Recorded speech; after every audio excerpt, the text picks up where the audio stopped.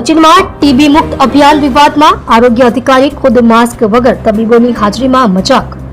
શહેરી વિસ્તાર સચિનમાં આરોગ્ય વિભાગ દ્વારા યોજાયેલ ટીબી મુક્ત અભિયાન હવે ચકાસણીના ઘેરામાં આવી ગયું છે। સોશિયલ મીડિયા પર વાયરલ થઈ રહેલી તસવીરોમાં સ્પષ્ટ રીતે જોઈ શકાય છે કે આરોગ્ય અધિકારી ખુદ માસ્ક વિના લોકો વચ્ચે હાજર છે, જ્યારે અભિયાનમાં જોડાયેલા તમામ લોકોને માસ્ક ફરજિયાત કરાવાયું હતું।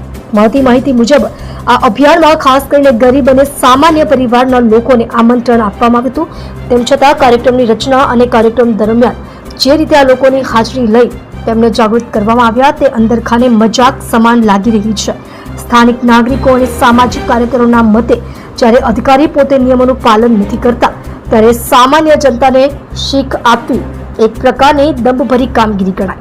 ઘણા લોકોએ આ કાર્યક્રમને ફોટોશૂટ અભિયાન તરીકે ખંખેર્યું છે, જ્યારે રિયલ ઇમ્પેક્ટ કરતા બ્રાન્ડિંગને વધુ મહત્વ આપવામાં આવ્યું છે।